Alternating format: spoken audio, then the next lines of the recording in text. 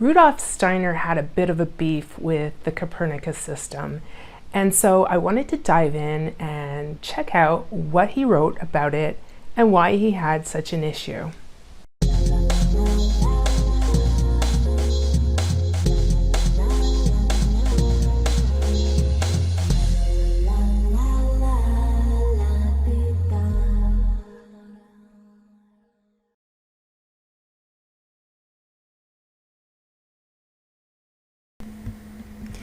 So this is what Rudolf Steiner says about the Copernicus system. What the ideas of Galileo Copernicus have brought to mankind is grand and mighty, but not an absolute truth. By no means an absolute truth. It is one aspect of the universe, one side from a certain standpoint. It is only through the arrogance of modern man that we say today, Ptolemy, world system, childish. That is what men had when they were still children.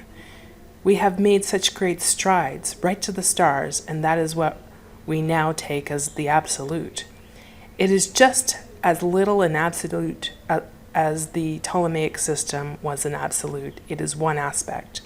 The only right view, according to spiritual science, is to realize that all that is accepted by way of the mere world mathematics, mere world schematisms of a mechanical order, does not furnish man with the absolute truth about the universe, but with illusions.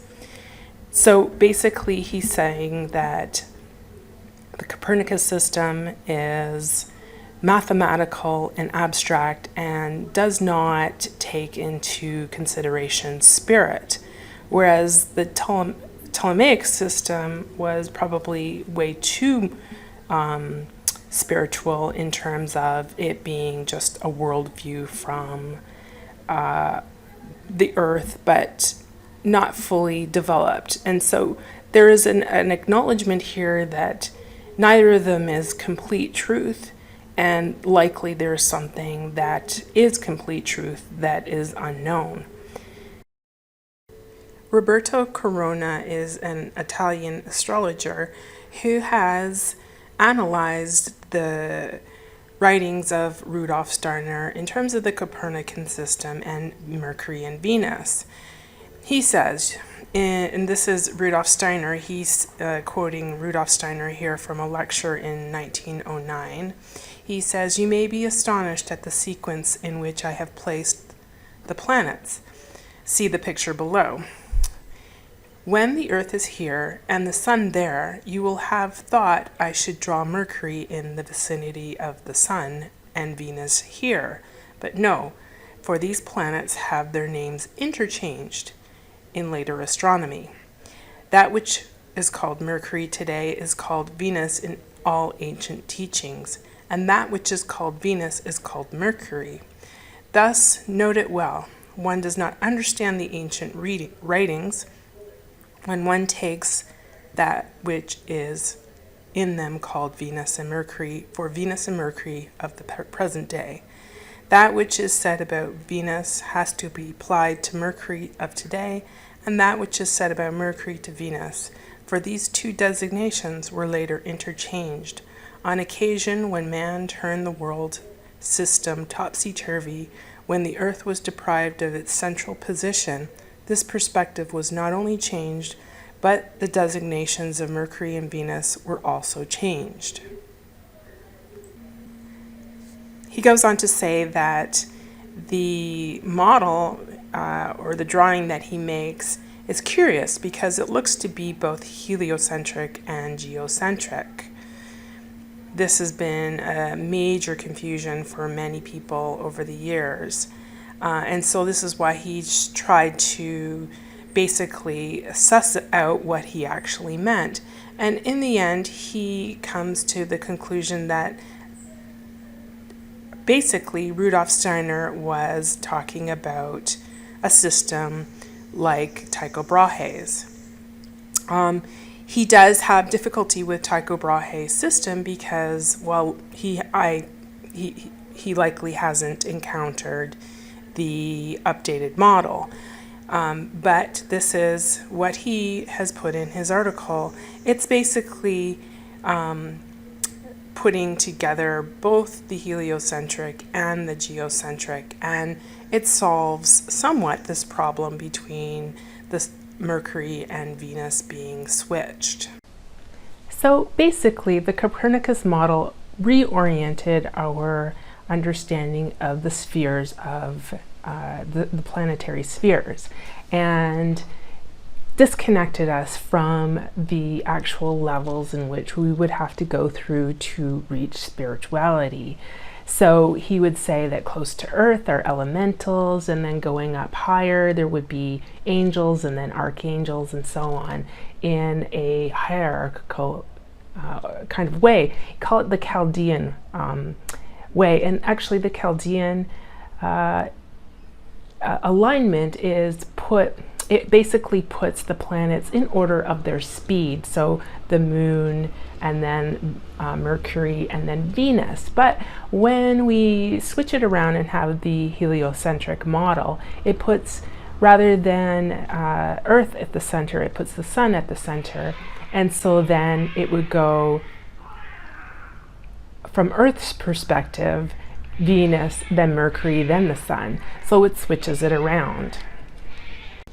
I was interested to find that he really praised Tycho Brahe. And based on the fact that this is the system that I use, the updated system, I thought it was very interesting in terms of what he said. If one now wants to have a significant helper for what one is to research for the future of the 20th century, someone, so to speak, who can advise one with regard to the supersensible world, if one needs impulses that are in there, then it is the individuality of Julian Apostata Tychos de Brahe. It is not on the physical plane today, but it is actually always there and always gives information about those things which are related, namely to the prophetic in relation to the 20th century.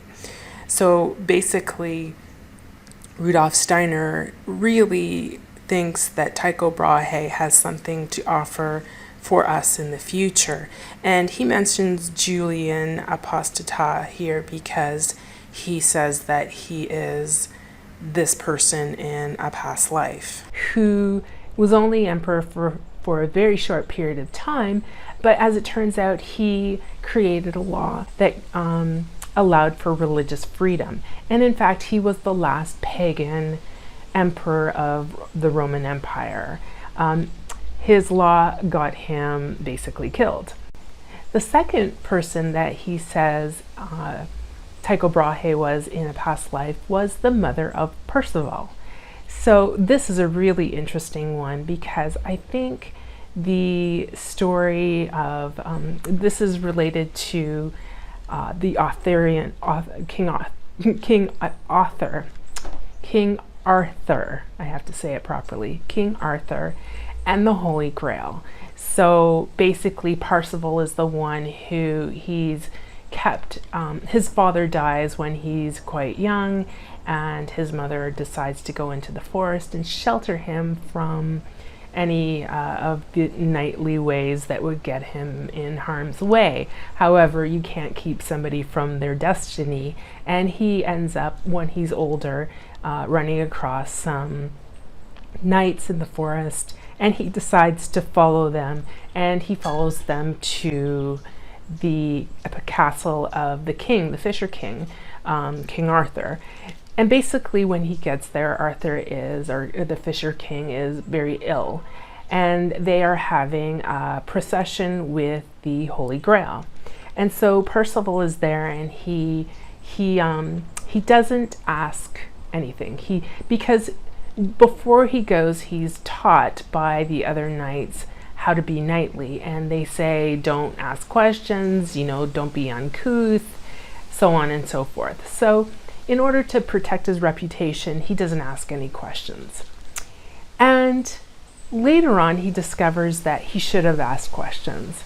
And so when he returns to the palace, he decides to ask about the Holy Grail. And in so doing, he releases something that allows the king, the Fisher King, to heal. And it's important because the Fisher King's healing reflects also on the land, so the land also heals.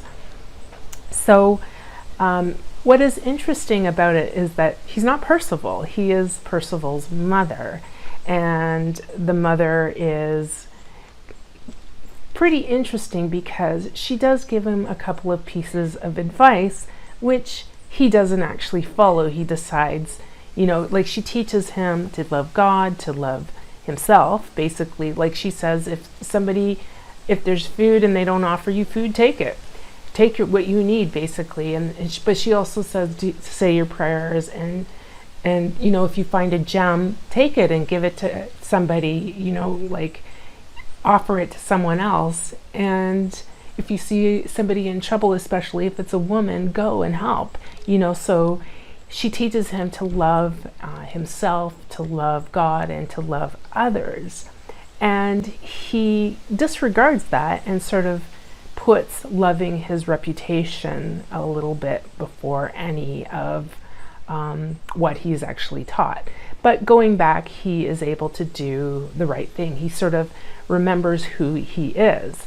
And so this is interesting that this is Tycho Brahe in a past life, because what Steiner really says is his energy is about individuality, and he says that when you follow this individuality, you will discover what is needed for the 20th century. And he's always talking in terms of spirituality and spiritual growth. So this is interesting because in studying and re-looking at the Brahe Tychonic system, it's led Simon Schack, who's updated the model, to really discover the true nature of our universe, basically the truth. So rather than go on the route of protecting your reputation, like what will people think? Will they think I'm a geocentrist? Will they think I'm a nut bar? Maybe, like Steiner, some people do think he was a racist and a nut bar, but he was extremely brilliant and he was polymath. So there are many, many things that he has said that are so interesting and wise and very profound. So I really do think this is one of them. This is the geoaxial system of Tycho Brahe, including Simon Schack's updated conception of it. And basically, it is Mars and the Sun in overlapping orbits, and the two of them are binary stars. The rest of the planets, inner planets at least, of Venus, Mercury, Moon, and the moons of Mars are all moons, and he does demonstrate this in his book by their behavior, the way that they operate, that they are in fact moons. But this, I think, helps us to come closer to what Steiner was saying in terms of integrating the heliocentric and the geocentric. It is a helio-geocentric model.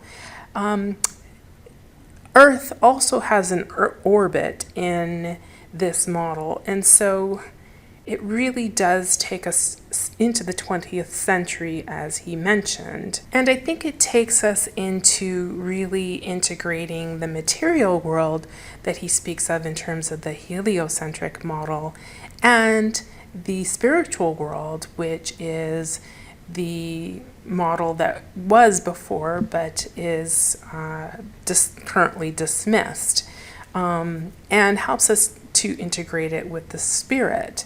So it really is bringing the two together.